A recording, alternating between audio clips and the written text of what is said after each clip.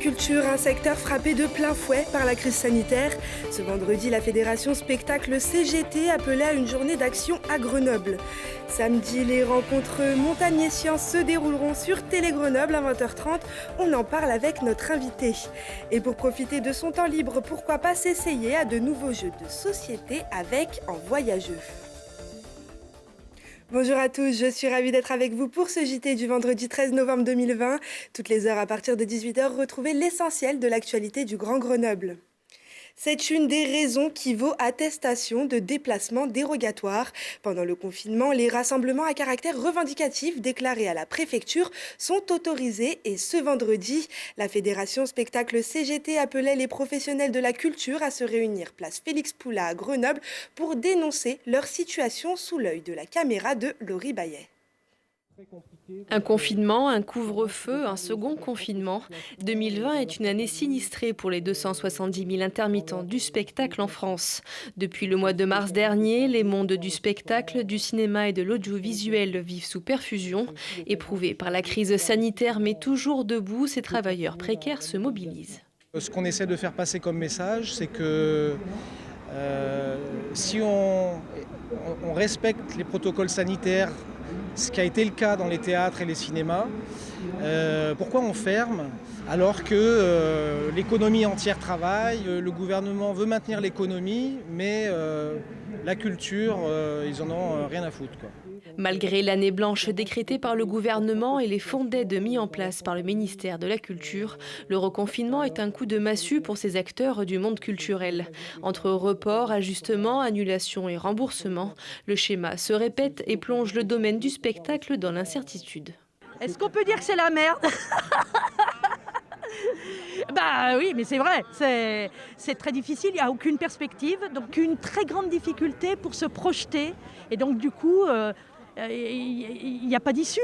On a le droit de répéter, on a gagné ça c'est... Mais si on ne joue pas derrière, ce qui motive une répétition aussi, ce qui donne le cœur à l'ouvrage, c'est d'avoir des échéances. Je suis sûre que le public attend, il n'y a aucun doute. On est obligé un peu...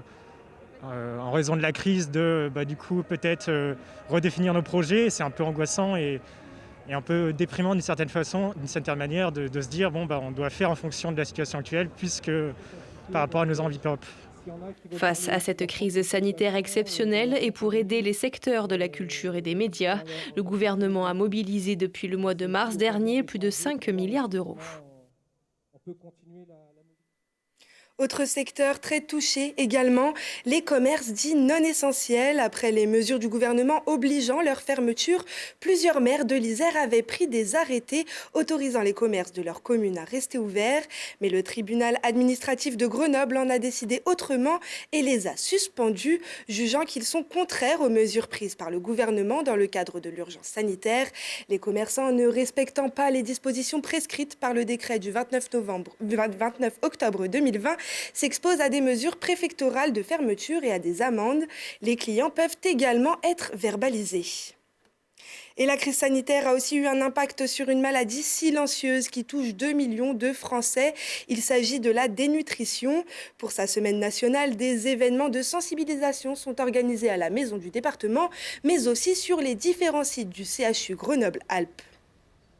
La dénutrition, c'est quand on mange moins et qu'on commence à taper dans ses réserves. Et la réserve qui est la réserve risquée, c'est la réserve musculaire. On organise un certain nombre d'actions partout en France. Il y a une carte interactive, vous pouvez voir un petit peu tout ce qui se passe. On avait prévu, nous, de faire des stands d'information à l'entrée des 3 sites de l'hôpital de Grenoble. Évidemment, ça, pour les raisons qu'on comprend tous, c'est pas possible.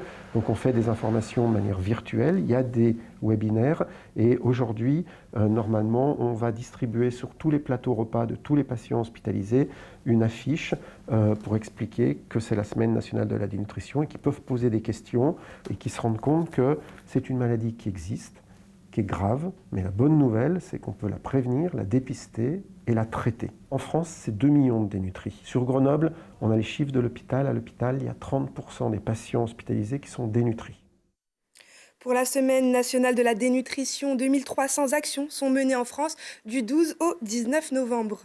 Et cette semaine, c'est aussi celle des rencontres montagne et sciences. Notre invité Éric Larose vient de nous rejoindre sur le plateau. Bonjour. Bonjour. Vous êtes l'organisateur des rencontres Montagne et Sciences. Le Grand Soir arrive à grands pas, c'est demain à 20h30 sur Télé Grenoble.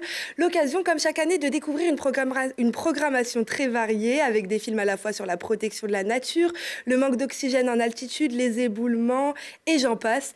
Qu'est-ce qu'on pourra découvrir comme film pour cette année ? Bon, on a une programmation qui est très variée, qui est à destination du grand public et du public familial. On va commencer par un film qui est vraiment pour les familles, la découverte d'un petit écureuil, l'écureuil terrestre, qui est un petit peu entre la marmotte et l'écureuil qu'on connaît dans nos forêts, qui a été étudié par ces interactions sociales. Et on sait, les scientifiques se sont aperçus que ces interactions sociales qui génèrent du stress pouvaient être positives ou négatives pour le développement des familles d'animaux. Donc c'est assez passionnant et puis on peut imaginer les applications que ça peut avoir pour l'être humain. Donc c'est un reportage, c'est un grand reportage, c'est un documentaire vraiment passionnant. Et puis effectivement, on a un deuxième film qui est assez spectaculaire sur une expédition à 5300 mètres d'altitude où des chercheurs en hypoxie, donc qui ont étudié le manque d'altitude, sont allés dans la ville la plus haute du monde, la Rinconada, à 5300 mètres d'altitude. On ne peut pas imaginer vivre très longtemps à ces altitudes-là. Normalement, on ne peut pas vivre 10-20 ans. Et la population au Pérou arrive à vivre à ces altitudes-là et ça a amené des adaptations physiologiques et aussi des maladies. Alors, ces deux films, on va donner les titres. Le premier dont vous avez parlé sur les écureuils, c'est Au cœur du réseau, querelle de voisinage chez les écureuils terrestres. Le second, c'est Dans le couloir de la mort. C'est un titre qui peut faire un peu peur quand même. Le couloir de la mort, c'est un troisième film. Pardon, je suis allé un petit peu vite. Et le couloir de la mort, ça fait peur, effectivement. Alors, le film n'est pas si impressionnant que ça. Ça reste un film scientifique pour le grand public. Et ça nous explique que sur la voie normale du Mont Blanc, il y a un couloir qui est accidentogène. Et donc, les scientifiques sont là pour étudier les causes de ces accidents et éventuellement comment y remédier. Alors, Éric Larose, le reste de l'année, vous êtes surtout président et directeur de recherche au CNRS. Qu'est-ce que vous pouvez nous dire de l'importance de ces rencontres pour le grand public ? Parce qu'il faut le dire quand même, cet événement s'adresse à tout le monde. Oui, c'est un événement qui s'adresse à tout le monde. L'idée au départ, c'était vraiment de se faire sortir la science et les scientifiques des laboratoires, de l'université, du CNRS et bien d'autres, de les faire sortir pour se rapprocher du public. Alors au départ, on avait cette envie d'aller au Palais des Sports, qui est une superbe salle, qui est à l'interface entre l'université et la ville. Cette année, on va aller encore plus loin, puisqu'on va directement aller chez les spectateurs, dans leur salon, et c'est vraiment une super opportunité. Donc on espère que le public sera bien là demain soir. Dans les rencontres Montagne et Sciences, il y a ce mot, rencontre. Vous avez rencontré des personnes, des réalisateurs. Alors, qu'est-ce qu'on va pouvoir retrouver pendant ces rencontres ? On aura demain soir 9 invités, dont 5 invités qui seront vraiment présents physiquement sur le plateau, parce que pour nous, c'est important que les scientifiques et les réalisateurs soient là avec nous pour parler de leurs films, pour présenter leurs films et leurs recherches. Et ils vont nous présenter leurs actus. Et c'est vrai que par rapport aux films qu'on va pouvoir présenter, entre le moment où le film est tourné et le moment où on va les diffuser demain soir, il y a eu des recherches qui ont avancé. Et les scientifiques vont nous parler de leurs dernières découvertes, leurs dernières avancées sur ces films et sur ces recherches. C'est un très bel événement, en tout cas, que vous animez. Merci beaucoup, Éric Larose. Merci beaucoup. On vous retrouve demain sur ce même plateau et on sait que les téléspectateurs de Télé Grenoble seront fidèles au poste ce samedi à 20h30 pour les rencontres Montagne et Sciences. Autre événement ce week-end, du sport et de haut niveau au Stade des Alpes. L'équipe de France féminine de rugby affrontera l'Angleterre à 14h15. L'occasion de retrouver sur le terrain l'incontournable Emeline Gros et sa coéquipière Maëlle Philopon, formées toutes deux aux Amazones de Grenoble. L'Iséroise Manaë Feuleux sera aussi remplaçante. Un match important qui sera diffusé sur France 2 à quelques mois de la Coupe du Monde féminine 2021. Le sport ou les rencontres Montagne et Sciences pour vous occuper pendant ce week-end de confinement, mais aussi à l'approche des fêtes, les jeux de société. Aujourd'hui, Lilian Veillet vous emmène à la découverte d'En Voyageux, une collection de box multi-activités pour les 6-11 ans. C'est la Pétéia, un jeu de stratégie grecque où le but est de manger les pions de son adversaire, un peu comme les dames. Et si vous ne le connaissez pas, c'est normal, on y jouait à l'Antiquité. Mais avec En Voyageux, Nathalie et Magali vous emmènent à chaque fois découvrir un jeu et un pays différent. Déjà, c'est des pays souvent où nous sommes allés avec Magali. Et c'est surtout des pays où il y a un jeu de société typique du pays que l'on va pouvoir faire fabriquer par les enfants. Un concept de jeu unique qui regroupe de nombreuses activités dans une petite boîte. C'est un peu de livre, en fait, on apprend des choses.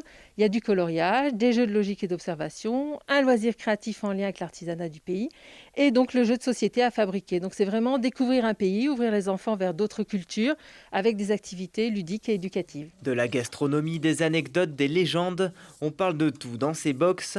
Ces deux grandes voyageuses ont beaucoup travaillé avec les enfants, notamment quand elles animaient les temps d'activités périscolaires. Elles ont voulu continuer sur leur lancée et faire voyager les plus jeunes en créant leur jeu. En janvier 2019, elles ont monté leur entreprise à Saint-Vincent-de-Mercuse, où elles prônent le Made in France.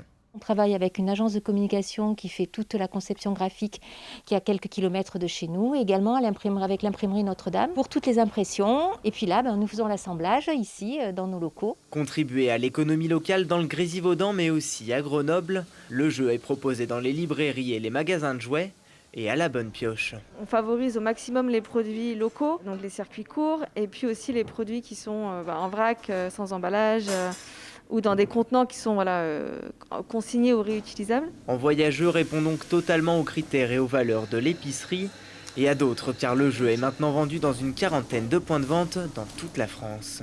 C'est disponible dans des librairies qui ont des rayons jeux, dans des magasins de jouets, mais également dans des concept stores. Et ça un petit peu sur toute la France. Et puis la petite cerise sur le gâteau, c'est la boutique du musée du Louvre et la boutique du musée Guimet à Paris. Cambodge, Grèce, Italie, Kenya, Japon et Pérou. 6 box pour l'instant. En 2021, les deux conceptrices aimeraient en réaliser entre 2 et 4 nouvelles. Alors quel sera le prochain pays? Mystère. Et la livraison des box en voyageux est possible depuis leur site internet. C'est la fin de ce journal. Merci à tous de nous avoir suivis. Rendez-vous lundi à 18h, puis toutes les heures pour un nouveau point sur l'actualité. Excellente soirée à tous et très bon week-end.